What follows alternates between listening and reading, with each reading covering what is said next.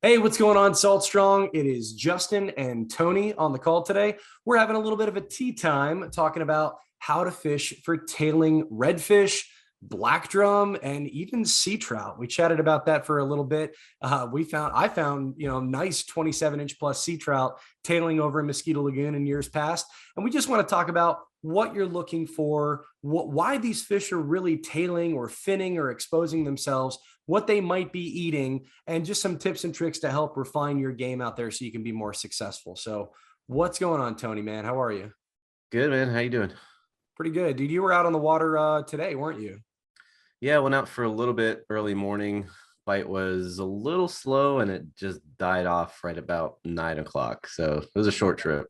Yeah, it's pretty hot this time of the year. It's we're in the middle of July, and the fishing can be good, but that hour or couple hour window in the morning is crucial because it looks like it can turn off. We had a good day not that long ago, a couple weeks back, where it was super calm out. Water was still pretty dirty, but we were finding tailing fish of all different sizes, from like 20-inch redfish all the way up to 40-inch bulls that just did not want to cooperate that day. And Yeah. from now, really any time of the year, you can find tailing fish. But I want to start this conversation off with assessing, why do these fish tail, or why are fish finning or showing their head or whatnot, and where to really look for them.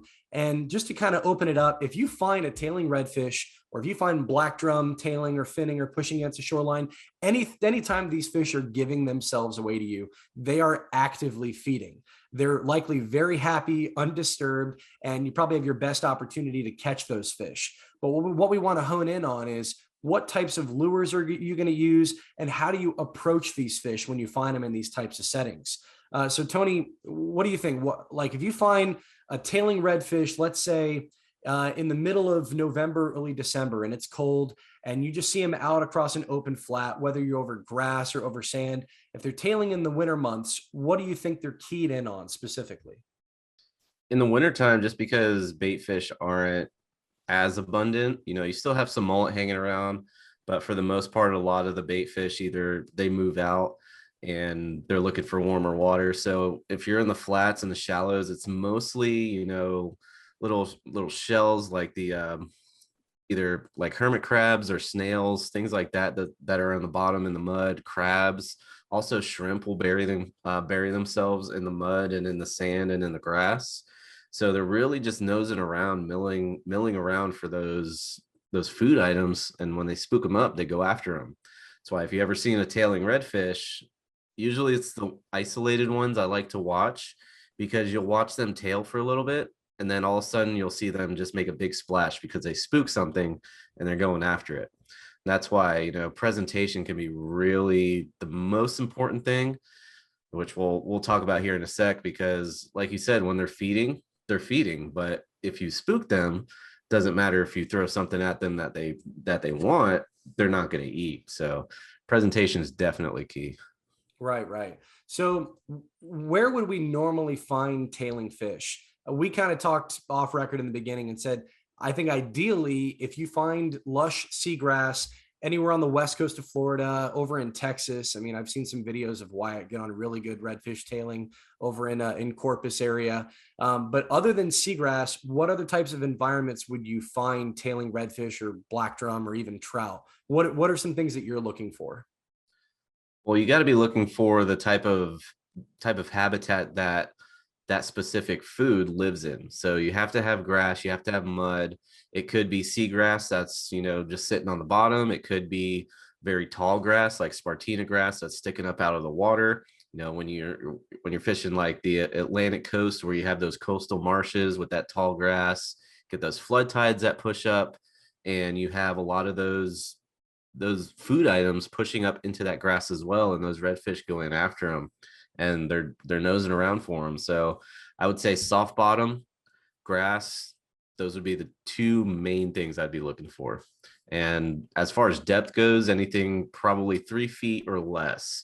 Usually the more shallower, the more likely you're going to be able to find those fish, because they're not doing complete headstands. They're not straight up and down when they're tailing. They're at an angle. So if you have a slot size fish, which is roughly, 2 feet long, you have to understand that fish is going to be at an angle. So you have to have that depth to actually see their tail coming up, because fish can be tailing technically in that same position without their tails in the water in 4 feet of water, but you're not going to see it unless it's like a 45-inch bull redfish, which I've seen at times in 3 feet of water. I'm surprised I even see their tail sticking out of the water, but that's how you know they're a big fish. Yeah, I'm with you. There have been times that I've seen 30-inch plus fish that are tailing in water that's a little bit deeper than I would normally fish. But to maximize your efforts, you usually want to get shallower than 2 feet. Think about that's 24 inches, 24-inch red. So really, you're only going to find fish that are exposing themselves if they're tailing, if they're at an angle or straight up and down. They're not going to show themselves unless the length of the fish is longer than the depth of the area that you're fishing. So you are Yeah. oftentimes getting really shallow. Kind of one thing that we do when you and I are out on the flats searching, we've got a little bit of seagrass coming back, but there's still a lot of areas that don't have a lot of grass, and we're still finding tailing fish, like you said, over soft bottom. I think Yep. that's a big key too. We have some sandy areas, some that are crystal clear, some that are dirty. It doesn't really matter. I think these fish will tail in both clear or dirty water scenarios. It's nice that the areas we're fishing right now are dirty, because then you can just get that much closer to these fish and have more opportunities to present before you spook them off, because they're really keying in on with different senses on the bait that they're looking for. Yep. So I would agree, grass of really any sort, whether it's widgeon or spartina or manatee or all the different types of grass, marsh grass, or muddy bottom, where a lot of these bait fish can get up underneath the mud and hide a little bit easier. If it's barren sand and hard bottom, they might look for a crab here and there, but the opportunities to find a diverse pool of bait fish is probably limited. So Yep. I would agree with you there, man. That's one thing we're looking for. So we can establish these fish are tailing or showing themselves because they're hunting for whatever food they're trying to eat different times of the year. In the winter months, crustaceans, marine worms. As you make your way into spring and all through summer and fall, it's going to be bait fish presentations for the most part. You can still use shrimp year round. Shrimp are going to be found year round, but for the most part, spring, summer, and fall, different size bait fish orientations is really going to be our go-to initially. But as you pointed out, Tony, at the end of the day, whether you're fishing with a paddle tail or a jerk bait or a shrimp, presentation is going to trump what particular lure you throw. Yep. Some things we'll take into consideration, I think, are color, right? Because whether you're fishing clear water scenarios or you're fishing super dirty, murky water, Slam Shady is always a good go-to just to kind of test the waters. But we found ourselves throwing Gold Digger or the Alabama Leprechaun or just something with a little bit darker profile that casts a different silhouette in the water, and it makes it a little bit easier for fish to see when you bring it into that strike zone. So color is definitely something to take into consideration when you're sight fishing, but presentation trumps everything else. Tony, when you see a tailing redfish, or let's say, oh my gosh, a tailing trout, like I've had times where I've seen 27-inch to 30-inch tailing trout. And when you do realize that those fins are a little bit more skeletony, or you see the dots on the back and you're like, that's not a redfish, that's a big trout. And you Yep. know that your window of opportunity is limited and you need to make a very careful cast. What's kind of the area that you need to be presenting these lures, so that you're in that strike zone for these fish? Like you only got one shot and you want to get this big trout. What's kind of that area that these fish are honed in on? Yeah, so first you really have to figure out which direction the fish is facing, and you need to also factor in what if that fish turns when your lure hits the water. So I give myself at least 5 feet from the fish, depending on how clean or how dirty the water is. Just like you said, the more dirty the water is, the closer you can usually get your cast to that fish. You usually want to get it closer because with the water being dirty, it's going to be harder for them to find your lure.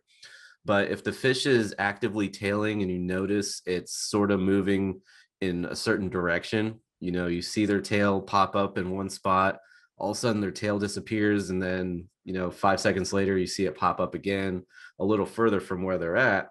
You really need to dial in where that fish is moving, if it is moving. If it's not moving, you need to figure out which direction that fish is facing so you can get your lure in the path of that fish. So I'd say that 5 to 10 foot range is about ideal. If it's really clean water, 10 foot from the fish would be more ideal. And you want to cast it in a way that you're not casting over the fish, because you don't want your line to hit that fish, especially if it's tailing around. It may hit the line with its tail and it'll spook off, or My your mouse is line going to may be my mouse is going to be a fish for the sake of example, right? So that redfish or big trout, gosh, I hope I see that again. But it happens, guys. There's trout in the tail. I just brought that up as an example, but like it big one's tail, and when you find them tailing, you usually have a good shot at them. So if that fish right now is nose down at an angle, this is the backside of the tail. As you pointed out, you do kind of want to watch this fish and figure out what orientation this fish has in the water. So if it's at an angle, obviously the nose is going to be down here rooting around in the grass or the mud. And a lot of times when you find a tailing fish, they're going to pop up and they're going to go down and disappear, and they're going to pop up somewhere else. And after watching that 1 or 2 or 3 times, not only will you help get an idea of the orientation of the fish that you're trying to catch, but you'll kind of get an idea of where they're heading or where they're tracking. So they can pop up, pop down, and then pop up again over here. And okay, they're moving from left to right. So they're moving across this flat in a certain direction. That way you'll know in that 5 to 10 foot area that you're going to present that lure, that it's going to be in the highway zone that they're going to be moving. Sometimes fish will tail and stay up and down in one particular area and not move a whole lot. And I'd say I agree with that. 5 foot is a good general distance away from the nose of the fish to where you're presenting your lure, because those fish are trying to feel out anything that's moving in front of them, whether it's a shrimp or a crab or a small minnow. If it's 3 inches and it's moving through the grass and you're fishing for a 25-inch red, there's nothing of this size that is going to be intimidating to a fish unless you move it too quickly, or there's other aspects that spook that fish. But obviously they're actively feeding for something, whatever it is that's buried in the grass right there. And any little movement, they're going to pick up on it in that 5 foot range. I'd say the only time that you probably want to be a little bit closer to these fish is, like you said, if you're fishing dirty water and these fish they can't really see as well. We have some pretty dirty water areas in Mosquito Lagoon right now, for example. And sometimes you almost need to get that lure right on the dinner plate of these fish. And it can be tricky. You really need to have super accurate casts. Like you said, cast past the fish, but not directly over them, because the minute that line makes contact with the body, or even if they see that lure coming right over their nose, it can be game over. Like that can be enough to spook a fish.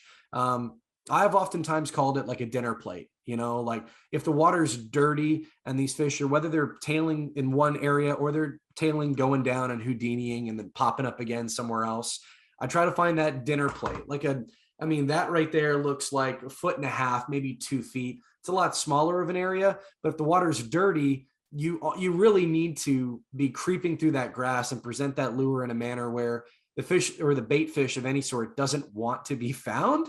But you're really making it this fish's idea by getting it in that zone and making sure that it's intercepted properly. So if it's clear scenarios, like I'm thinking parts of Tampa Bay, Weeden Island, areas in Ozello, there in the northwest of Florida, and Hudson, and the fish can really see what's going on, whether you're using shrimp or a bait fish profile, that 5 to 10 foot range is awesome, because then the fish see it from a further distance as they're tailing or slowly finning and cruising across that area. And they see it, and all of a sudden their behavior could change, right? Like their pec fins could throw out, their dorsal fins will come up, and their attitude changes. They know that they're going to hone in on something. So I guess whether you are fishing clear or dirty water, these fish behave a little bit differently. But the biggest thing to consider is that range of where you're presenting that lure, right? Yeah, where you present that lure, and also what you do with that lure when that fish does actually realize it's there, or even right before they realize it's there. Like you said, if you try to twitch it too fast when that fish gets close, so you're more likely just going to spook that fish rather than spark its curiosity. Because when they're nosing around in the grass, they're trying to, or in the mud, they're trying to spook something up. But if it comes towards them, that's not what they're expecting. They're expecting something to run away from them as they spook it up. So that's why I like to position myself either directly in front of the fish, if the fish is facing me, and cast, just past it, but not over it, and sort of have that lure just go right past that tailing fish. And as it gets closer to that fish, just slowly start dragging it, and it'll imitate something coming away from that fish as opposed to something going towards a fish. Anything going towards the fish, they see that as a threat, and they're gonna take off. Yeah, a shrimp is not going to go into a boxing match with a redfish. That, like, No. under no circumstances is that going to happen. And you're I mean, right. Like, crabs might sit there and try to fight them, but for the most yeah, part, they can take off too. yeah, but that in that scenario, the juice is worth the squeeze. Like, it's the crabs are delicious. But like you said, it's not an erratic style of fishing when you're fishing for tailing or finning fish. The bait fish that they're looking for could be mud minnow, could be shrimp, could be crab, could be anything. They're not jumping up out of the water erratically most of the time. A lot of times when we're successful at landing a tailing redfish or black drum, and black drum are totally different because Yeah, sometimes you're that's all almost dead different. sticking a bait, right? That's a whole different topic. Yeah. I actually have a video I have coming out soon, if not already, on black drum. And I mean, they were picky, right? Like, they was not, sometimes these fish could be super fired up and they could eat anything in their path. And sometimes, whether it's a black drum and you're dead sticking a gulp, or, a power prawn with Dr. Juice on it, or whatever you end up using, you need to really kind of finesse and again, make it seem like it's the fish's idea to pick up an easy opportunity meal. But most of the time, under most circumstances, when we're fishing for tailing fish and we throw something and we hop it really erratically, we're going to spook that fish off of whatever they're looking for. So I'd say more of a creep, light hops, sidearm and almost dragging or very lightly pulling that lure through the grass you're gonna get a better response out of these fish than if you jerk it and twitch it, hop it like it's a bait fish that's trying to get away. So when you fish for trout and snook against structure, I can see that making sense. But when you've got your eyes locked in on a fish, it's kind of slow and low, right? Yep.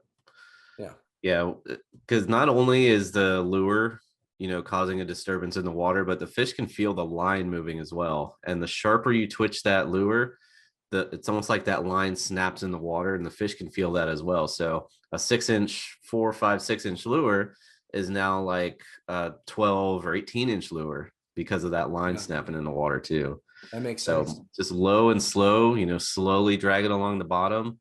Again, try not to, well, definitely don't get your line over that fish because that will spook the fish. Anything that touches them that doesn't feel right, they're gone. So let's kind of jump into lures. And this is what, I'm sure a lot of you guys, whether you're new at fishing, you've been doing it for a long time, we've noticed there are millions of lures out there. Okay. And what we try to do is we try to simplify it to say, these are essentially the tools that you need to maximize your efforts and be successful. But when it comes to tailing fish and your opportunity it's very much like M&M, like one shot, one opportunity. You got to make sure that what you take out there and what you use in that moment, that you're capitalizing on the best lures you could be throwing. So really what we want to talk about now is, if you were to go out there, Tony, I've got a couple lures in front of me right now. We'll kind of talk about all the different scenarios that, you'd throw these different lures. Just the most general, if like your immediate go-to lure that you were going to use for tailing redfish in Mosquito Lagoon, Indian River, and further south, what would be your go-to lure? Body style and color, like what's your initial lure, regardless of depth or color of the water? What's kind of like all right, I'm always going to have this tied on a rod? So for tailing fish specifically, I've caught the most tailing fish on a jerk shad, a 4 to 5-inch jerk shad in a watermelon color. My go-to for years was a camo colored gulp jerk shad, which is that watermelon color, kind of has a red belly. And then also the Alabama leprechaun works really well.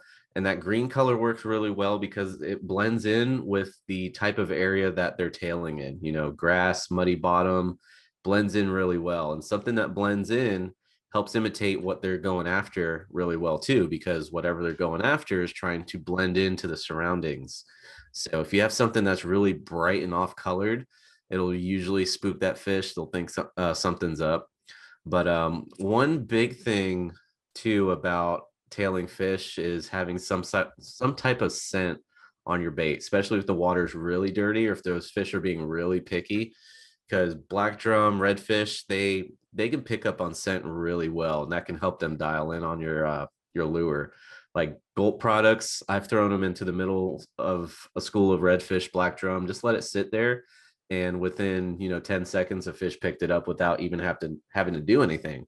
So scent can be a game changer too when you're going after tailing fish. Yeah, my first tailing redfish in the lagoon was on a watermelon red jerk shad, and I put, I think, shrimp procure on it. Yep. And I ended up getting like 10 or 11 fish that day on one lure. But over the years, there have been different molds of paddle tails, there have been different molds of shrimp lures, like the power prawn we have. And we'll throw each in different scenarios, I think, because we want to try to have something that best imitates whatever the fish are eating. But again, it's about presentation. This has probably been the most universal, I would agree, because not having a Yes. paddle tail on the end, this is great too. And we'll talk about when to use these. But initially, if you want something that has more of a subtle profile and doesn't give off a lot of vibration, like we're talking about, not hopping the lure and causing a lot of attention, you want to do the opposite. You don't want to bring a lot of attention to yourself. You want to bring just enough. So a split tail jerk bait, soft plastic jerk bait, rigged on what? I mean, I like owner twist locks for most soft plastics. A 3/0 16th ounce or 3/0 1/8 ounce is usually the go-to, right? Yeah, you want to go heavy enough that you can get a nice long accurate cast, but you don't want to go too heavy that that lure is going to splash really hard in the water, or dart around too quickly. So 1/16 ounce is what I use for a while, but I've recently been starting to use the 1/8 ounce, and it works better as far as casting distance goes, because the further away you can get from the fish, the more of a chance you're not going to spook them as well. And but a 1/16 ounce works really good with the jerk shads because they're pretty aerodynamic, so they can cast really well, even if you do use a lighter weight, and it'll cause less of a disturbance in the water when it splashes down. I would agree. Also, when you Once, cast, this is pretty important too, how you cast. Don't make a big, rainbow cast to that fish. oh, A like a low, a cannonball low cast. dart, yeah. A low dart cast is going to be more accurate. It's going to allow that lure to land more subtly in the water, so you don't spook the fish as well. Yeah, hamburgers don't fall out of the sky, right? Like if we want it to be the fish's idea, nothing that they're looking for is going to make a splash and then dive down. These bait fish are likely trying to hide from anything that's hunting them. So as low to the water as you can, and still allowing yourself to, get that sidearm cast low to the water and splash quietly, or make no splash at all if possible, is definitely key. I mean, there's all these little things that go into proper presentation, I think, is what we're really hammering home here. So I would agree. A jerk bait's probably the most universal, and it's probably the initial go-to. There are times where I've actually started to use more paddle tails for sight fishing and trying to find tailing fish, but both paddle tail and prawn have kind of been my go-to now. This was it for many, many years. And I think the reason that I slowly transitioned from, a jerk bait to a paddle tail or a shrimp presentation is really size. So a lot of jerk baits end up being 5 inches or 5.5 inches, and 5 to 4 might not seem like that big of a deal when you think about the number. But when you look at the lure side by side, this is about a 3.5, and this is about a 5, maybe a little bit longer. This is a smaller profile and a smaller silhouette overall. So to help increase my chances of getting that fish to actually slurp it down, I'll drop down in size on my lures for the most part. Um, I mean, for me, the go-to has always been kind of like a black body with a little bit of gold flake. We now have the gold digger. These just came out, available to our insider members and the insider membership club. Again, any of the lures we have, we're talking about here, we're likely going to have on our shop page, fishstrong.com, for you guys to go and enjoy. Members get 20% off all these lures. And some are just proprietary lures that only members have access to, like the gold digger. I've thrown things like this in the past. A dark body or a light body has really just been my go-to to always have. I'll have one tied up on one rod and the other one tied up on another rod, and I'll just kind of try both colors to see what fish are keying in on when I find multiple tailing fish. But I've had more success, honestly, with a darker profile. maybe it stands out a little bit better, similar to that jerk shad where that greenish natural coloration blends into the grass a little bit better. We've used this in dirty water scenarios. I've got a video of a nice like 30-inch red I got tailing on this exact lure right here. I think I had it on a 4/0 eighth ounce. But even with these lures, whether you use a 3/0 or a 4/0, I think it's perfectly fine. You're not constantly retrieving this paddle tail through the water. You're just kind of hopping it up and down. You're still going to get that tail action, whether you use a 3/0 or a 4/0 where the hook comes down a little bit further. That's negligible. But like a dark profile, and then this is, I'm sorry, wrong one. This one is interesting. So aside from throwing the jerk bait, I would believe for many, many years that if I'm finding a tailing redfish or black drum, I would think that almost exclusively these fish would be keyed in on shrimp. And up until about the past couple of years, when I realized that presentation far, is more important than whatever lure you're throwing, I was dead set on throwing a shrimp presentation. But what I find cool about the power prawn, or really any shrimp presentation, but this one in particular, because the tail is so big, shrimp presentation lures force you to slow down your presentation. They look weird when you move them fast. So if you want to get into starting to do this and getting up shallow and looking for tailing redfish or trout or black drum, and you want something that's going to force you to slow down your presentation, these might not cast super, super far compared to like a jerk shad, but they're pretty accurate. And when you move them to the water, they draft so much water, they force you to slow down and slowly hop and very carefully lift your rod or even just cruise it over the grass. There isn't a whole lot of vibration on this type of lure, so it's great for casting the tailing fish. But this tail drafts so much that if you try to twitch it, it's not going to zip around everywhere. It's just going to kind of go up and down. It's going to do exactly what a shrimp is intended to do. So I've been a fan of the Power Prawn Junior. I've been using that for a couple months now. And I'll use the Gold Digger as kind of my backup as well. But in most scenarios, if I'm hyped up and I get a little overexcited when I'm on the water, this forces me to slow down a little bit. There's times where even this, though, fish won't key in on it because it might move a little more water than a jerkbait. I mean, Tony, you've had times throwing a shrimp presentation and for some reason you're spooking fish, but you change over to a jerk shad and they'll be willing to hop on it. Likely because this is pulling so much water and this is not pulling nearly as much water. So again, we talk about vibration or feel through the water. This could be the difference, between the two lures, right? Well, a big plus about the power prawn is we have the two different sizes. So we have the junior, which is a smaller size. I think it's like a 3.5 inch. Yeah, I think so. Size. And we have the bigger one. And the smaller one I found is much better just because, like you said, smaller is usually better when you're going after tailing fish. Also, they both have a rattle cavity inside. So if you notice the fish just aren't keying in on your lure, you're dragging it right past them and you still see their tail up in the air, you can add a little rattle in there. We sell the battle rattles on our shop page, fishstrong.com, and you can put them inside the shrimp. There's a little cavity in there. And just that little clicking sound, resembles shrimp, resembles crab that are clicking around on the bottom. So that can help to more versatile lure if you're trying to have sort of different presentations because you can add to it or subtract from it. Yeah, exactly. So we've talked about what type of fish are tailing, why they tail, what they might be feeding on, general areas about where to find them, and a couple different varieties of lures to be able to present to these guys. Honestly, Tony, like that pretty much covers it. I think if you were to, regardless, like we said, wherever you're fishing, whether it's the northeast part of Florida, it's Texas, it's all through the Gulf Coast, key is to look for muddy bottom areas, look for grass. I'm thinking about really next what I'm going to tie up on my rod and go fish with. Tony, aside from a paddle tail, a jerkbait, and a shrimp profile and scent, when it comes to leader material, what size leader do you think best offers you the chance to not spook off a fish, but still be strong enough to set the hook in a solid like 30-inch redfish? What's kind of that leader range you're looking for?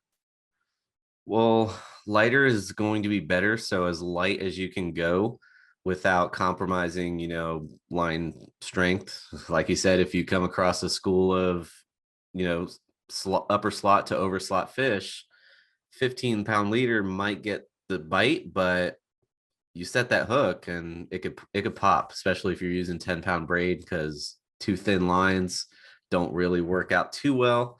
15-pound would be, super clean water where you do have to get some distance from that fish. So you have some extra line out there so your line doesn't pop. But 20-pound is usually my go-to, and I will go with fluorocarbon just for that little added advantage of whether or not the fish can see the line. I don't know, but mentally, it just sounds better for me. I Yeah. go with fluorocarbon 20-pound. Yeah, like when doing a tournament, we've talked about it in the past. I've been fishing more Andy monofilament lately, and it still works. I still get a bunch of fish, but if I wanted to make sure that I got that bite, I'm a firm believer on, success is preparation plus luck.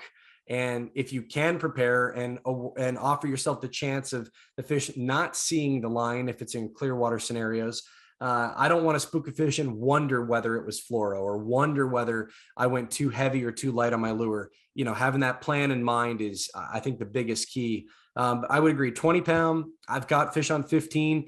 I've popped a lot of fish on 15 as well. So I think 20 is kind of that sweet spot. Tony, I think we're gonna leave it at that, man. Again, guys, this is tip of the iceberg.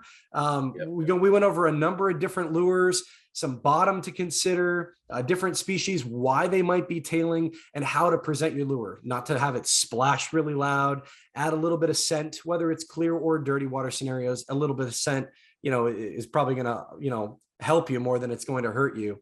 And really, guys, if you have any questions about this kind of stuff, your particular area that you're fishing, different types of lures, different types of colors of lures, times of the year to go for redfish and trout, come join us. Reach out to us at saltstrong.com. Join our insider membership. We have over 25,000 members right now, and we're talking to people all the time, just like you, helping them be more successful on the water, save a lot of time and even a little bit of money with the lures that we have here. We've got all the hooks, lures, scent. We've got Procure, Dr. Juice. We got Leader, everything that you guys need to go out and be successful on the water. We have over on our shop page too, fishstrong.com. But guys, definitely head on over to our website, saltstrong.com. And if you have not heard of us before, we are the best fishing club in America because we literally guarantee you're going to save more time and money on all of your tackle and your adventures. And we do this by providing you with premium education and exclusive insider fishing community and huge discounts on the best tackle for saltwater anglers. So be sure to head on over to saltstrong.com and we will see you on the water soon.